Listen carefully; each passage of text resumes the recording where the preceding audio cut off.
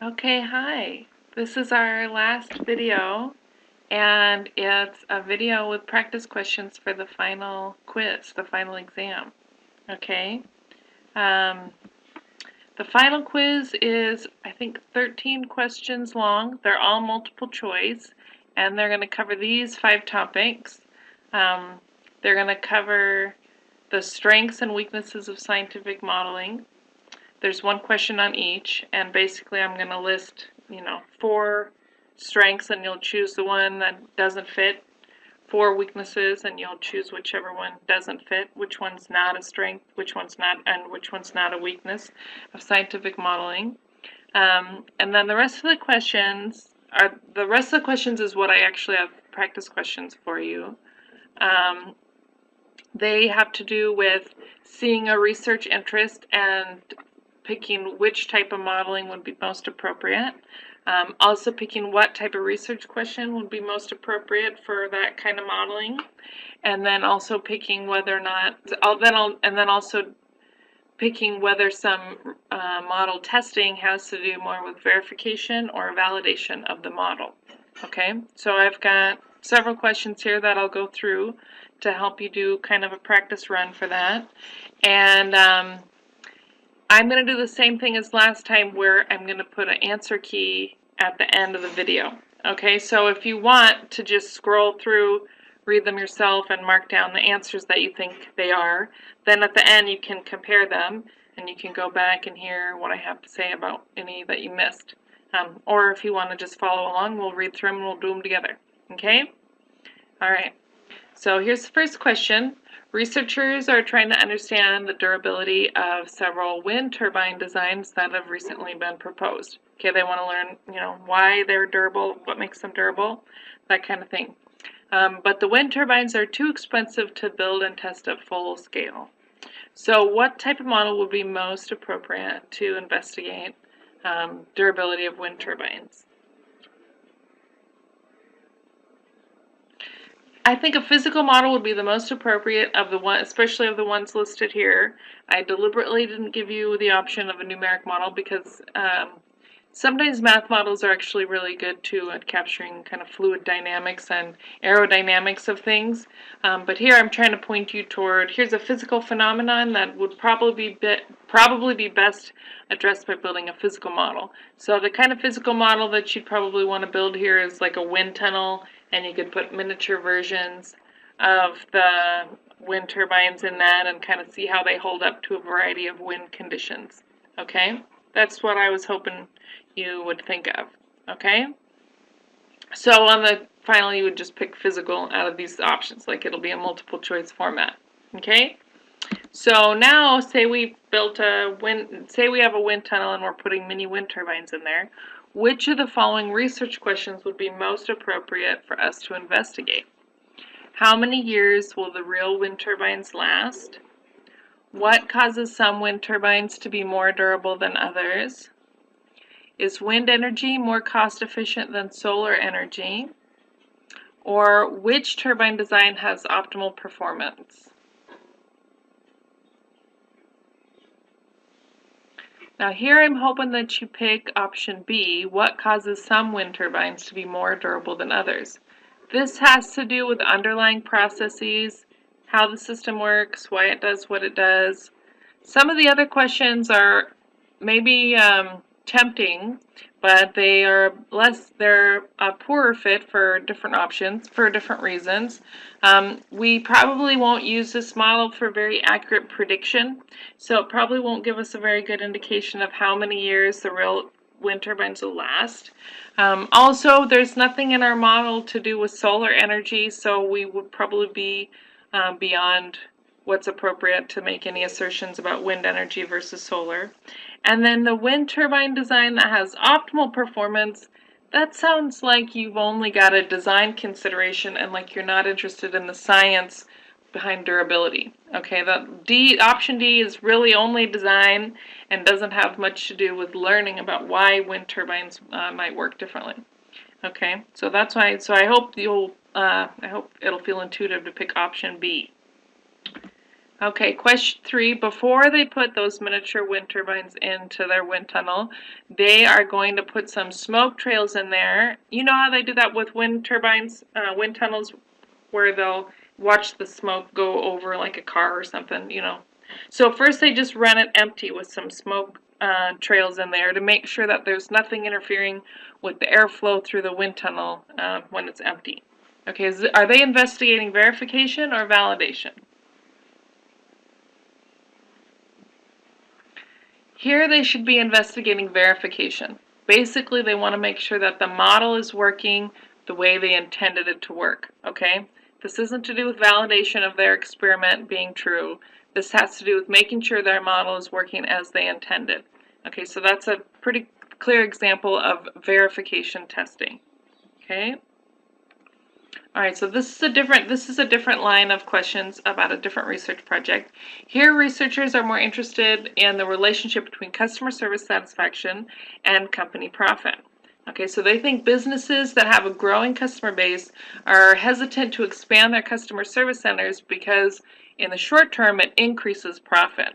Okay, but they think it's going to harm, if it harms customer satisfaction, then that'll ultimately reduce profit in the long term, maybe to an even greater extent.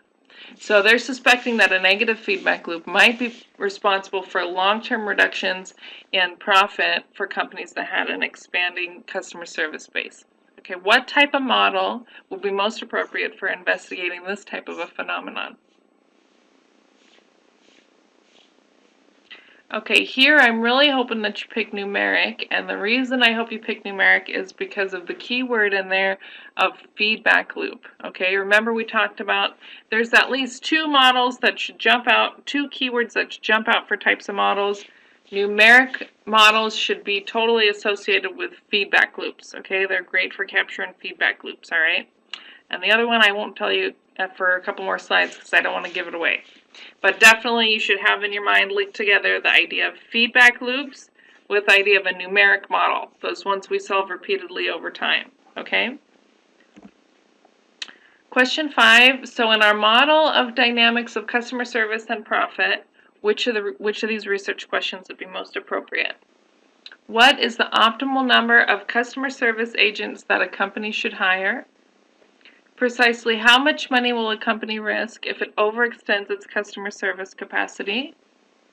How quickly do demands for customer service change with a growing customer base? What things influence a person's level of satisfaction with customer service?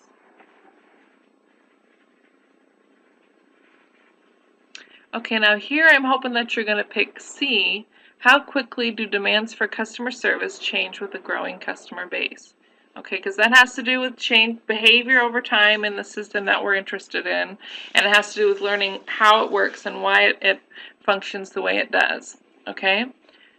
The reason I don't like option A, what is the optimal number of customer service agents, is that sounds a little bit prescriptive and a little bit design-oriented without really any regard for why you would pick exactly 7 customer service agents per 100 customers or whatever your prescription may be. Okay, that's really more of a design thing, and it's really also about very precise prediction. So those are 2 reasons why that one's not such a good fit. Okay? Second, for B, how much money will a company risk? That's also kind of like a prediction forecasting thing. These types of models, if you're trying to learn how the system works, it's probably going to be a pretty lousy predictor of how successful your business model is going to be. Okay, that's a different kind of modeling. If you're trying to just make if you're trying to predict the performance of a business model, that's different than trying to learn how your organization works. Okay, and what things influence a person's level of satisfaction? Well, a numeric model, an equation model, is probably not going to tell us very much about subjective experiences of satisfaction that people have. Okay, so this one is a little bit, might be tempting, but really I think a computer simulation, or even if you solve the equations by hand, is not going to get very well at a person's like personal satisfaction with the experience that they have. Okay, these kinds of models, they can capture a lot of things, but personal experiences are probably not something that would be captured well in a numeric model. Okay. Okay, question 6. Researchers, so they're building this model of customer service, and they can't really find data on customer dissatisfaction when they're waiting on hold. So hold time and customer dissatisfaction, there's not a lot of data on that, but they know they need to include dissatisfaction in their model. So what they decide to do is run several experiments and to vary the customer dissatisfaction variables to different values each time. Okay, so they're going to change that parameter around and run the experiment multiple times and watch to see if changing that parameter has any effect on the outcome of the model. Okay, do the results from the model vary wildly when they've changed that parameter? Okay. Are they investigating verification or validation? Now here they would be investigating validation because they're doing repeated runs of the experiment and they should be getting the same. If their model is going to be an accurate representation of how the real system works, they should probably be getting the same results every time. Okay, so this has to do with accuracy of the model results, and it should fit pretty squarely within the validation camp. Okay. Okay, here's my third line of questions, and this is about meerkats, if you remember the agent-based example from a few weeks ago. Researchers know that traveling meerkats are usually led by a dominant female, but when encountering a dangerous barrier like a road, the subordinate meerkats always cross first. So the researchers want to know whether these group-level dynamics could be emerging from simple rules of behavior. Which type of model would be most appropriate? Okay, here's the other example of a type of model that I think you should be linking to a keyword.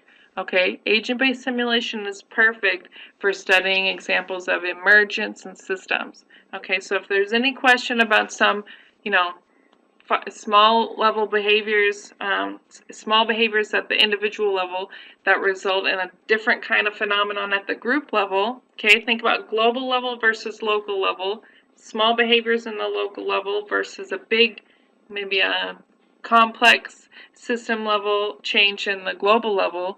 That's the kind of thing that we will capture best with agent-based simulation. Okay, so I'm hoping that the word emerge popped out of this question for you and made you head toward agent-based as the option.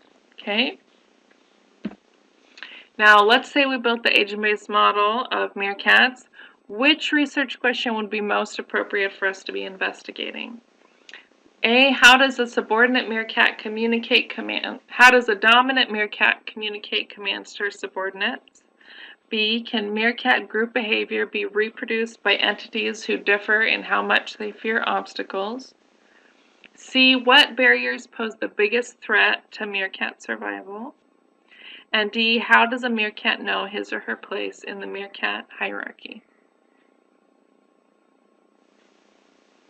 Here I'm hoping that you would pick option B, can meerkat group behavior be reproduced by entities who differ in how much they fear obstacles? Remember, with agent-based simulations, we're probably not going to capture the phenomenon super accurately, but we're more wondering if we can reduce the system to very simple rules and still reproduce the behavior we've observed. Okay, so we're just trying to make it as simple as possible with how we represent entities, and we're going to see if the group level behavior is still going to mimic the level of complexity that we observe in the world. Okay, so B is a pretty good fit for that we're trying to see, can we represent meerkats as entities that differ in how much they fear obstacles? Will that still result in the phenomenon of the subordinates preceding the dominant female across the barrier? Okay. This model, an agent-based model, probably won't give you a very accurate description of communication styles between meerkats, and it probably won't tell us too much about what types of barriers pose the biggest threat to survival. Okay, probably we're only going to have one kind of barrier with how we've set this up. So we're not going to be able to say whether roads versus buildings versus, invasive species are going to pose the biggest threat. Okay. And similarly, D is kind of like A, probably won't tell us much about how meerkats communicate hierarchy. Okay, probably won't give us much information on that. Okay, So, question number 9, the researchers have built this model of meerkats, and they give them simple rules for alignment when moving and aversion to barriers. That we're going to pretend this model is just like the one that you watched the TED Talk on with Nicholas Peroni, okay? So the dominant meerkats are coded to be less sensitive to others' locations, so they can be more headstrong. And they're going to have a stronger aversion to crossing the barriers than their subordinates will. Okay, so when researchers do some initial test runs with their model, they are discovering that none of the meerkats seem to have any hesitation before crossing barriers. They just cross it. Do you think this is going to be a problem with verification or with validation? Okay, this should be a problem with verification because the model is not operating as they intended. Okay, they wanted the dominant meerkats to have more hesitation before crossing a barrier, and no one has any hesitation at all. They just cross the barrier like nothing. So that probably indicates that there's a bug in their code, right? Probably the model's not operating as they intended it to, and that indicates a problem with verification. All right? Okay, we have 2 more questions. Number 10. Let's say the researchers discover another group of people who have also built an agent-based model of meerkat group dynamics. To their surprise, that group of people also modeled meerkats as agents that move randomly with a preference for proximity to one another and with an aversion to barriers. Okay, so they basically found someone else is doing the same thing. So obviously the 2 groups are going to want to meet up and they're going to want to compare their code and the model behavior. Let's say they find out, hey, our model does basically the same thing as your model. We have really similar code going on. Does this indicate good verification or good validation?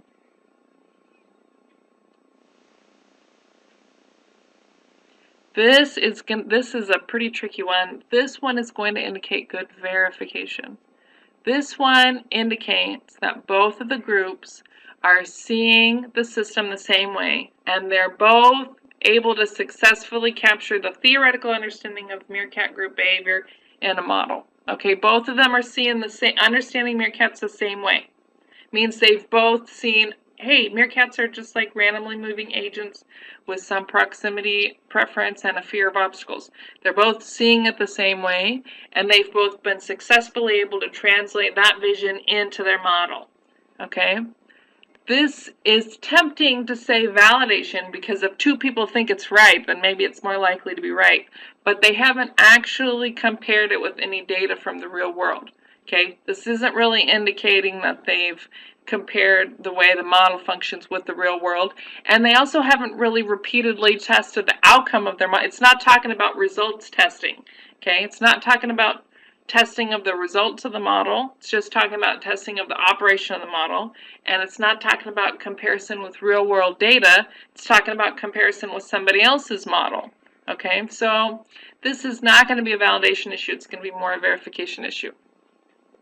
Now, if one of the groups had thoroughly validated their model, and say they had compared it with a lot of data, and they had done a lot of repeat testing of their results, if the other group had done a lot of validation of their model, and then our group found that their model is similar to that model, well, then indirectly that might suggest validation. You know, if they've got a super valid model and our model is similar to their model, well, then indirectly we might have confidence that our model is probably pretty valid too. But just the fact of comparing our model to another model that's similar is more of a complement to our verification side, and it doesn't really tell us much about the validation side. Okay, so study this question a lot because this is really similar to one of the ones that's going to be on the exam. Okay, and it's one of the trickier ones. Okay, so I hope it's intuitive. Okay, question 11. The researchers compare their agent-based results with real data on meerkat movement. Okay, this should already be obvious. They find that their model shows the same amount of delay between subordinates and dominants when crossing barriers. That's a good sign. But their model is really different from the observed data when there's no barriers around. Meerkats in real life, obviously, do not move around randomly like the model suggests. Okay, they've got them kind of moving around randomly, and that's not what meerkats actually do. So some people in the field are going to be really hesitant to trust the modeling results. Is this an issue with verification or validation? Okay, this one should be pretty straightforward, that it's an issue of validation. They're comparing it to real world data, and they're considering the accuracy of the modeling results, okay? So that one's pretty straightforward. And I'm not sure what else to really say about it. So here here's all the correct answers in the last slide. I hope it went well. And also, if there's any of them that are confusing, definitely email me and ask me a question about it, okay? And remember that, remember what I said when I did the verification and validation slide, or presentation in week 8.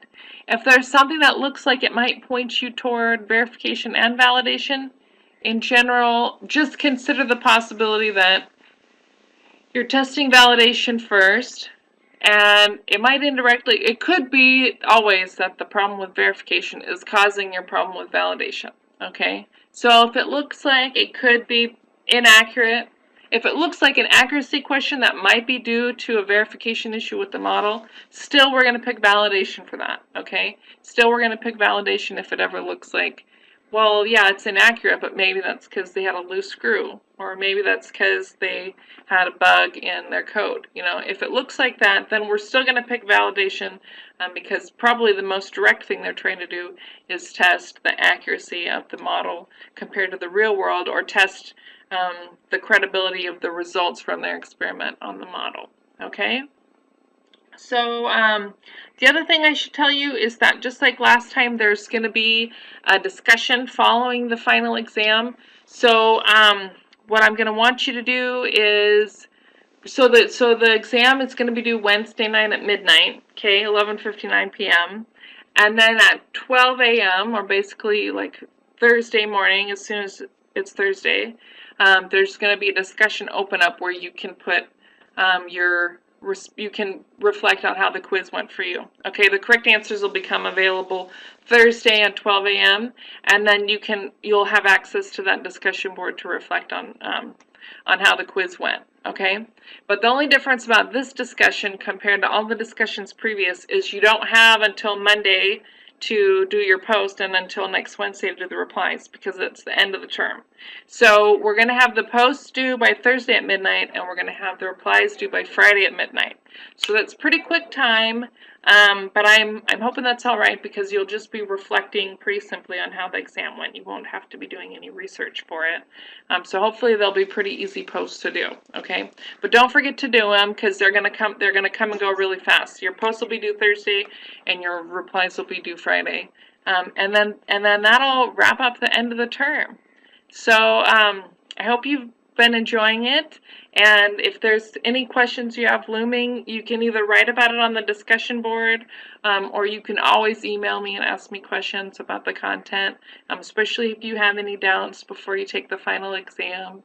And I hope you've enjoyed the class, and I'll see you next time.